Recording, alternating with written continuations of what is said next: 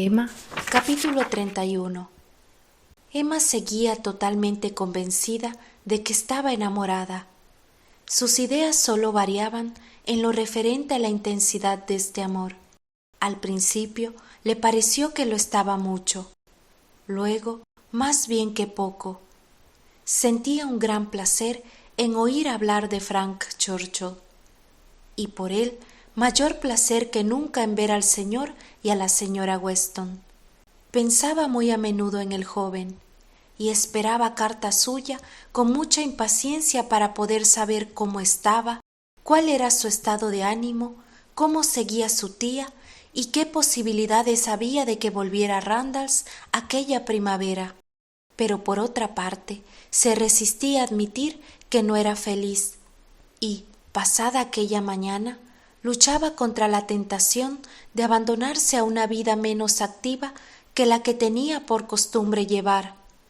Seguía siendo activa y animosa, y a pesar de ser él tan agradable, no dejaba de imaginarle con defectos, y más adelante, a pesar de pensar mucho en él y de forjar, mientras dibujaba o bordaba, innumerables y divertidos planes sobre el desarrollo y la conclusión de sus relaciones, imaginando ingeniosos diálogos e inventando elegantes cartas, el final de todas las imaginarias declaraciones que él le hacía era siempre una negativa. El afecto que les unía debía encauzarse por las vías de la amistad. Su separación iba a estar adornada de toda la ternura y de todo el encanto imaginables, pero tenían que separarse. Cuando reparó en ello, se dio cuenta de que no debía de estar muy enamorada, porque a pesar de su previa y firme determinación de no abandonar nunca a su padre, de no casarse nunca, un verdadero amor era forzoso que causara muchas más luchas interiores de las que por sus sentimientos Emma podía prever. «No veo que yo saque a relucir nunca la palabra sacrificio», se dijo. «En ninguna de mis prudentes réplicas ni de mis delicadas negativas hay la menor alusión a hacer un sacrificio. Sospecho que en el fondo no le necesito para ser feliz. Tanto mejor. No voy ahora a convencerme a mí misma de que siento más amor del que existe en realidad. Ya estoy suficientemente enamorada. No quiero estarlo más». En conjunto, también estaba contenta con la impresión que había sacado de los sentimientos de él. Sin ninguna duda, él está muy enamorado. Todo lo demuestra. Lo que se dice muy enamorado. Y cuando vuelva, si sigue teniéndome el mismo afecto, tendré que andar con mucho cuidado para no alentarle. Obrar de otro modo sería imperdonable, ya que mi decisión ya está tomada. No es que imagine que él pueda pensar que hasta ahora le he estado alentando. No, si él hubiera creído que yo compartía sus sentimientos, no se hubiese sentido tan desgraciado. Si él hubiera podido considerarse alentado, sus maneras y su lenguaje hubiesen sido diferentes al despedirnos. Pero, a pesar de todo, tengo que andar con mucho cuidado. Eso suponiendo que su afecto por mí para entonces sea todavía lo que es ahora. Pero la verdad es que no creo que ocurra así. No me parece un hombre como para... No me fiaría mucho de su firmeza o de su constancia. Sus sentimientos son apasionados, pero tengo la impresión de que más bien variables. En resumidas cuentas, que cada vez que pienso en esta cuestión, estoy más contenta de que mi felicidad no dependa demasiado de él. Dentro de poco volveré a estar perfectamente bien, y entonces podré decir que he salido bien librada, porque dicen que todo el mundo tiene que enamorarse una vez en la vida, y yo habré salido del paso con bastante facilidad.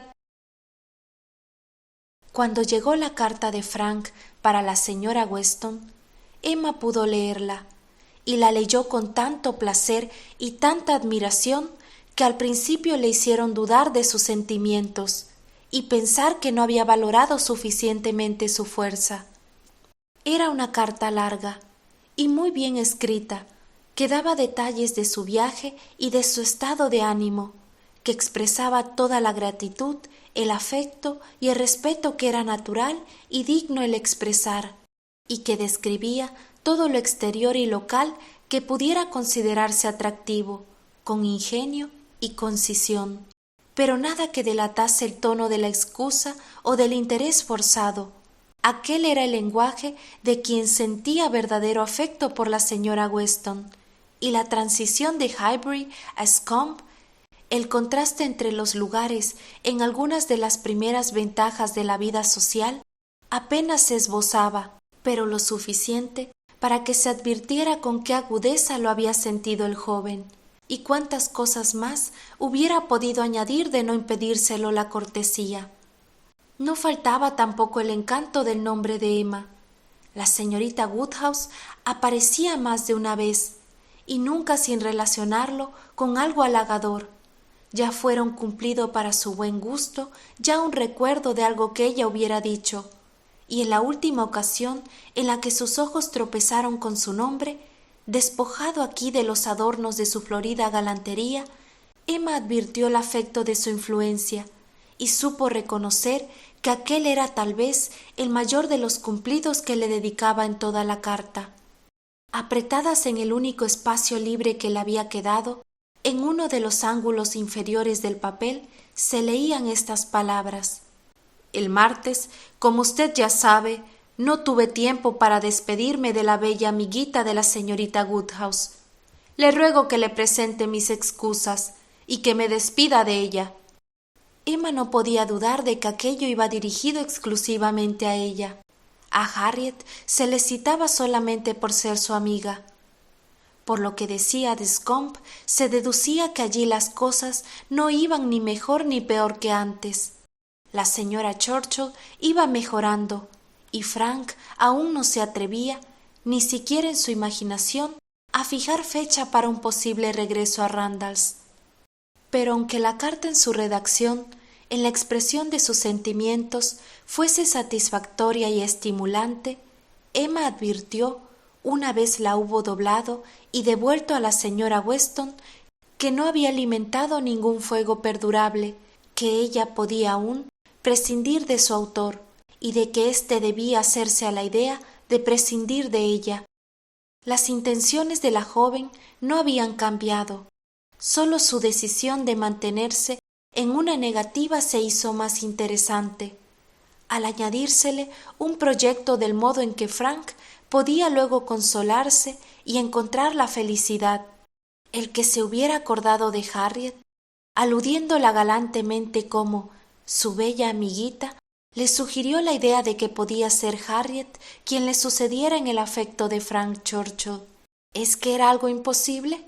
No, desde luego, Harriet era muy inferior a él en inteligencia, pero el joven había quedado muy impresionado por el atractivo de su rostro y por la cálida sencillez de su trato, y todas las probabilidades de circunstancia y de relación estaban en favor de ella.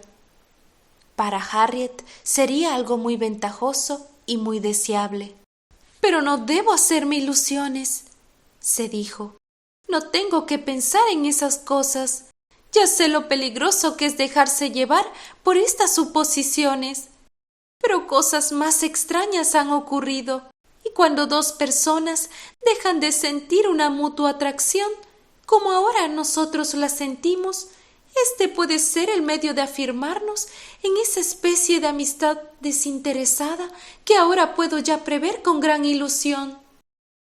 Era mejor tener en reserva el consuelo de un posible bien para Harriet, aunque lo más prudente sería no dejar demasiado suelta la fantasía, porque en cuestiones así el peligro acechaba constantemente. Del mismo modo que el tema de la llegada de Frank Churchill había arrinconado el del compromiso matrimonial del señor Elton en las conversaciones de Highbury, eclipsando como novedad más reciente a la otra, tras la partida de Frank Churchill, el interés por el señor Elton volvió a privar de un modo indiscutible. Ya se había fijado el día de su boda. Apenas hubo tiempo de hablar de la primera carta que se recibió de Scombe, antes de que, el señor Elton y su prometida atrajeran la atención general y Frank Churchill quedara olvidado. Emma se ponía de mal humor al volver a oír hablar de aquello. Durante 3 semanas se había visto libre de la pesadilla del señor Elton y había empezado a confiar que durante aquel tiempo Harriet se había recuperado notablemente. Y con el baile del señor Weston, o mejor dicho, con el proyecto del baile, había llegado a olvidarse casi por completo de todo lo demás. Pero ahora se veía obligada a reconocer que no había alcanzado un grado de serenidad suficiente como para afrontar lo que se le venía encima. Otra visita, el sonar de la campanilla de la puerta y lo restante. La pobre Harriet se hallaba en una confusión de espíritu que requería todos los razonamientos, las atenciones y los consuelos de toda clase que Emma pudiera proporcionarle. Emma comprendía que aunque no pudiese hacer gran cosa por ayudarla, tenía la obligación de dedicarle todo su interés y toda su paciencia. Pero empezaba a cansarse de estar siempre intentando convencerla sin producir ningún efecto, de que le diesen siempre la razón sin conseguir que sus opiniones coincidieran. Harriet escuchaba sumisamente y decía que sí, que era verdad, que era tal como Emma decía, que no valía la pena seguir pensando en aquello y que nunca más volvería a atormentarse. Pero inevitablemente volvía a hablar de lo mismo y al cabo de media hora se mostraba de nuevo tan inquieta y tan preocupada por los Elton como antes. Por fin Emma se decidió a atacarla en otro terreno. «Harriet, el que te preocupes tanto y te sientas desgraciada porque el señor Elton se case es el mayor reproche que puedes hacerme. Es el modo más directo de acusarme del error que cometí. Ya sé que todo fue culpa mía. Te aseguro que no lo he olvidado. Al engañarme a mí misma, hice que tú te engañaras también de la manera más lamentable. Y para mí, este será siempre un recuerdo muy penoso.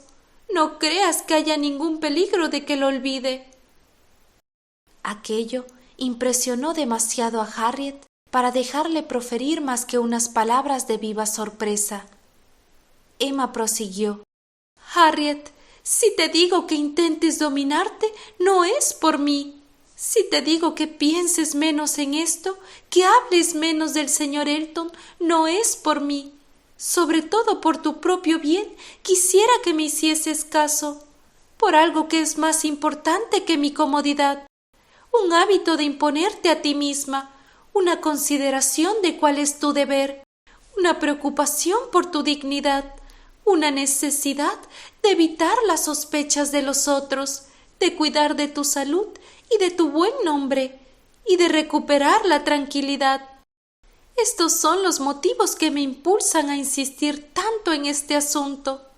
Son cosas muy importantes y me sabe muy mal el ver que no te das suficientemente cuenta de hasta qué punto lo son como para obrar en consecuencia. El quererme evitar una violencia es algo muy secundario. Lo que yo quiero es salvarte de un desasosiego mucho mayor. A veces he podido tener la impresión de que Harriet no iba a perdonarme nunca, ni siquiera por el afecto que me profesa». Esta apelación al cariño que las unía pudo más que todo el resto. La idea de que estaba faltando a sus deberes de gratitud y de consideración para con la señorita Woodhouse, a la que la muchacha quería muy de veras, la dejó sumida en aflicción. Y cuando su desconsuelo empezó a ceder en intensidad, se encontraba aún lo suficientemente conmovida como para seguir los buenos consejos de Emma y perseverar en su decisión. «Tú, que has sido la mejor amiga que he tenido en mi vida, con la gratitud que te debo, no hay nadie como tú, no me importa nadie tanto como tú. Oh, Emma, qué ingrata he sido». Estas exclamaciones, acompañadas de las miradas y de los gestos más convincentes, hicieron pensar a Emma que nunca había querido tanto a Harriet y que nunca había apreciado su afecto tanto como entonces. No hay ningún encanto comparable al de la ternura de corazón. No hay nada que pueda comparársele. La efusividad y la ternura de corazón, unidas a un temperamento abierto y cariñoso, valen más y son más atractivas que toda la clarividencia del mundo. Estoy segurísima, es su bondad, su buen corazón, lo que hace que todo el mundo quiera tanto a mi padre, lo que hace que Isabel sea tan popular. Ahora me doy cuenta, pero ya sé cómo apreciarla y respetarla. Harriet es superior a mí por el encanto y la felicidad que irradia. Mi querida Harriet, no te cambiaría por la mujer más inteligente, de mejor criterio, de más claridad mental. Oh, la frialdad de una Jane Fairfax. Harriet vale 100 veces más que las que son como ella, y para esposa de un hombre de buen juicio, es inapreciable. No quiero citar nombres, pero feliz el hombre que cambia a Emma por Harriet.